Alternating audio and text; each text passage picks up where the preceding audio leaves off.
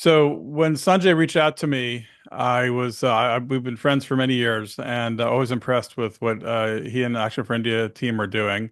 And he sent me the deck of all the founders and showing me the kind of businesses you're creating. And as always, I'm inspired by the work. And I said, I don't know that much about agriculture, but you guys are very deep in that space. But I do know something about AI.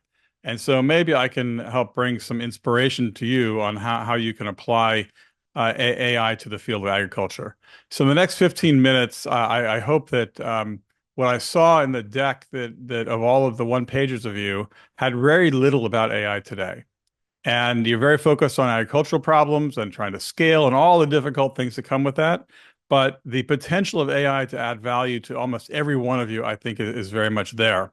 So to that end, I took all of your one pagers and I put them into an AI, and I asked it for some advice. I asked it for use cases that each of you could use to apply AI today. So what I'd like is if you would click on your thumbs up or frown button if you don't agree, if you think that these might be areas that you could add AI to your businesses. So let's have a little bit of audience engagement here and tell me what you think. Is this was AI smart about what you might be able to do with your businesses? Right. So some of these ideas sound kind of daunting, but in fact, these are all within reach.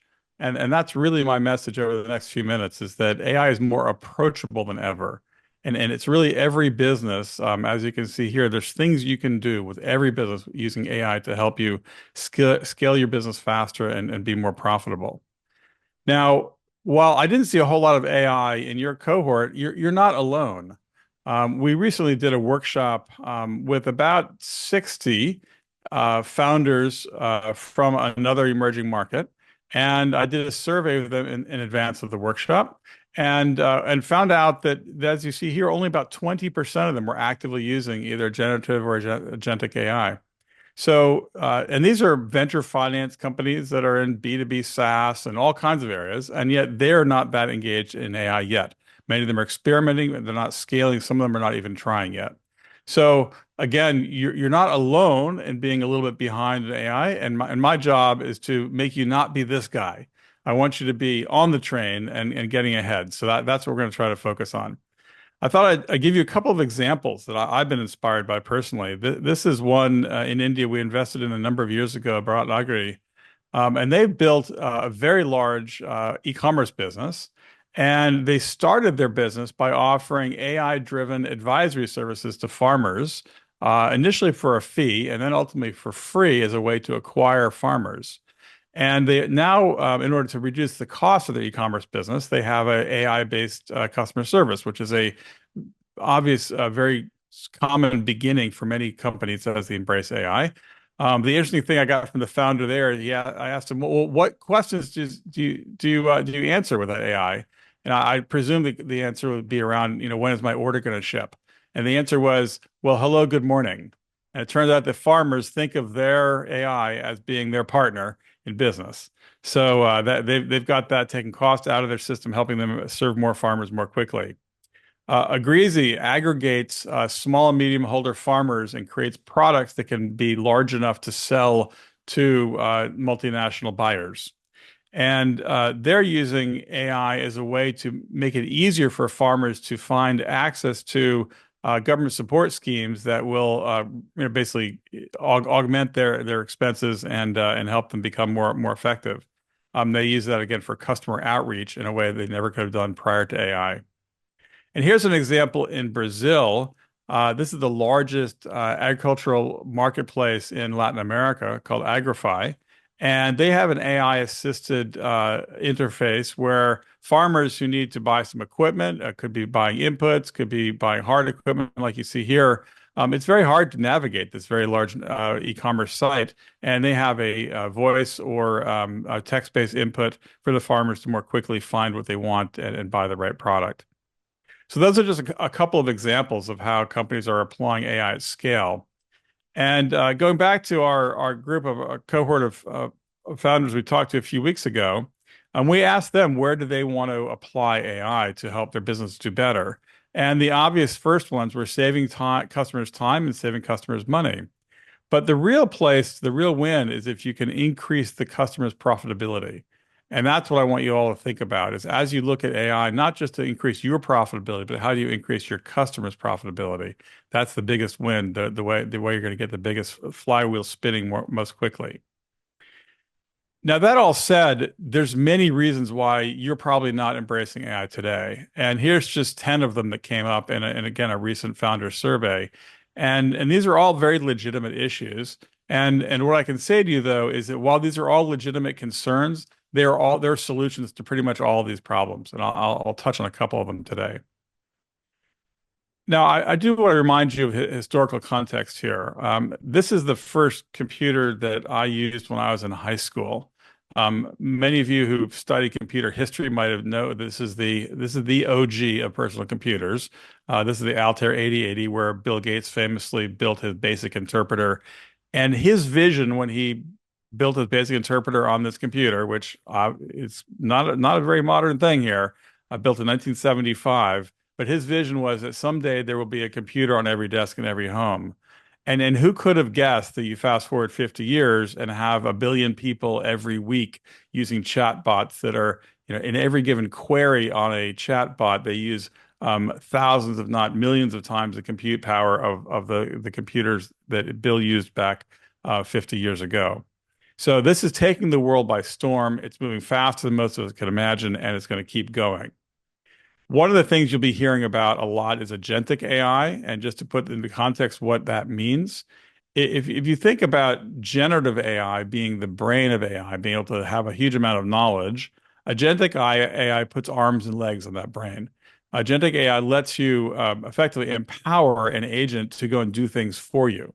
And whether that's to go and follow up with a customer, whether that's to go and find a new customer, whether it's to solve a customer problem, whether it's to help you write code, agentic AI can do these things effectively on behalf of the user. And that's really what's going to be kicking in big time this year. Now, the other question you might be asking is, where's all this going? Because there's an awful lot of concern about, what is this thing called AGI, right? Artificial General Intelligence, or the one you might not have heard of, ASI, Artificial Superintelligence. And this is the time, and it hasn't happened yet, but might be soon, it might not be, where the AI is more intelligent than any one human or than all humans combined. That's ASI.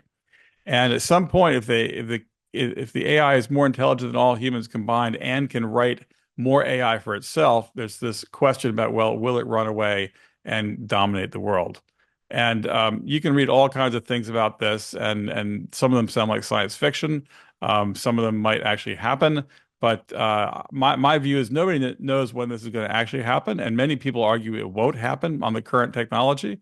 So it's a pretty interesting time to be alive and kicking in this space because the world will be changing very, very rapidly in the coming years. And what I want you to all do is to be a part of that. So there's a couple of things that have happened recently that I think are very relevant to agriculture and AI. And one of them is making low-cost technology that you can host on your own yourself and not have the expense of cloud. And the other one is using content that you all can generate. So let me talk about these for a moment. Back in January, this big thing came out called from DeepSeek in China, and it's a open source model that's as capable as all the other models, all the other current models. And what that means is that you can effectively free yourself from the API costs over time by hosting and running this thing, either small versions or large versions.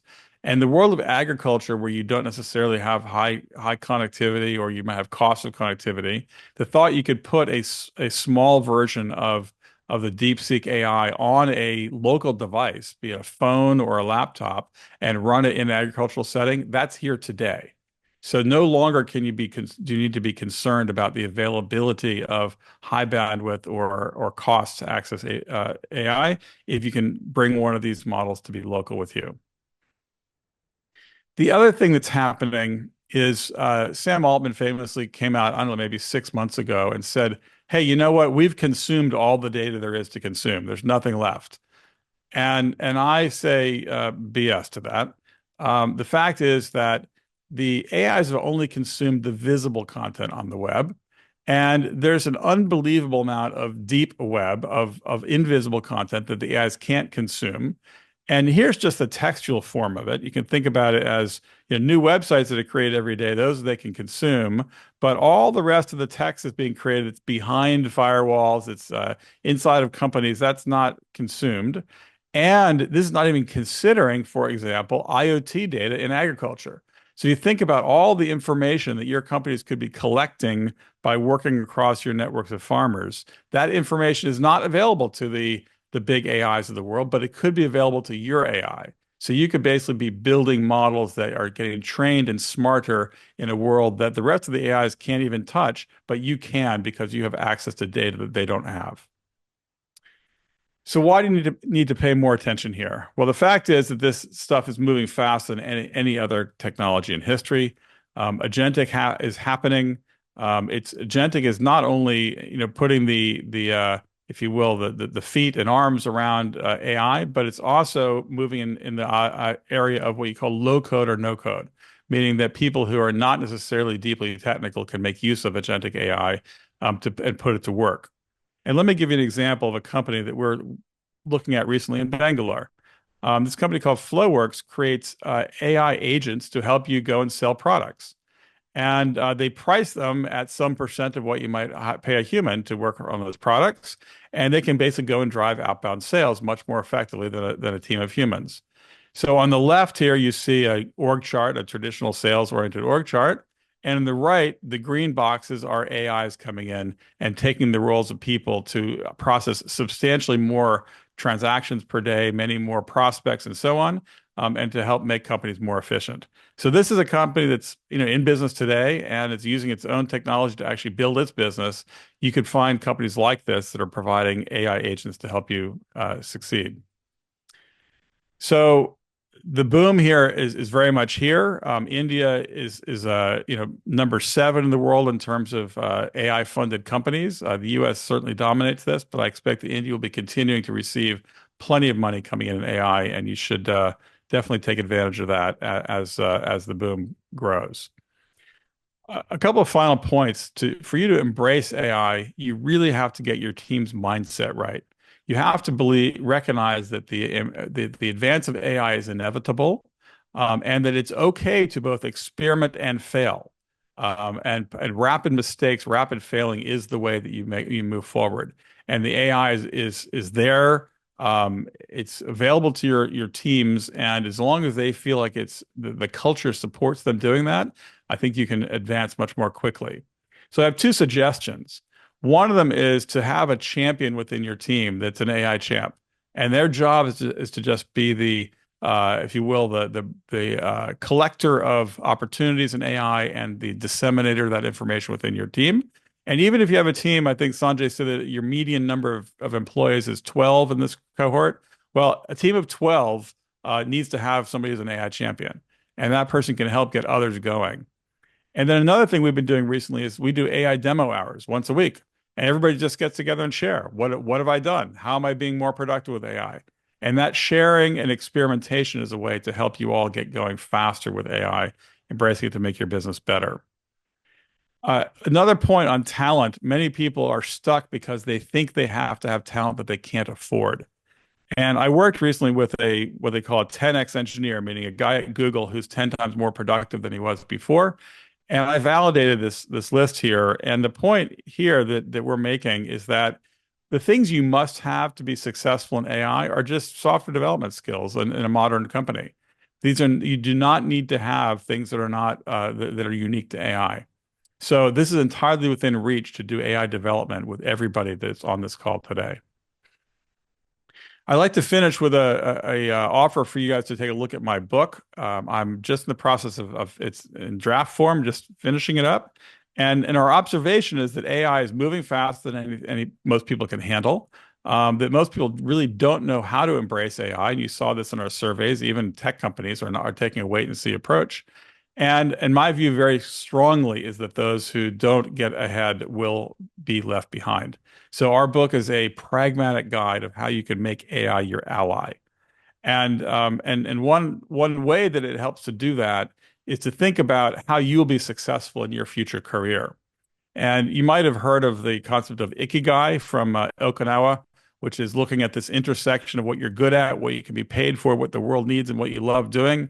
And we propose a modification of that to say simply, hey, don't think about what you're good at. Think about what AI is not good at, and get everybody in your team to think about what AI is not good at and to embrace that and to help them be successful.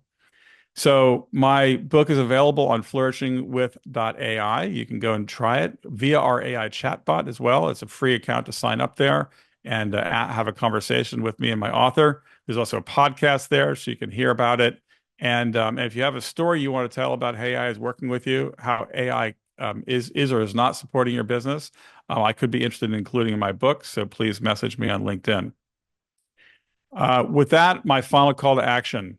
AI is happening. If you're a startup, you need to be embracing this, becoming efficient with AI, and moving quickly. Customers are going to expect it. They may not be expecting it today, but it's changing every day, every week. Your farmers have access to AI just like everybody else, so they're going to be expecting this to happen. And differentiation windows, your first mover advantage can evaporate very quickly if somebody else comes along behind you. They see what you're doing and they say, hey, I can do the same thing, but I can do it better, faster, cheaper using AI. So you want to be ahead of that curve, not behind. You want to be making sure that somebody else doesn't scoop in and offset the great advantage you have on the innovation that you've done. So with that, I look forward to seeing some great AI-focused cohorts in your next work with AFI, Sanjay, and congrats to everybody for your great work. Thank you.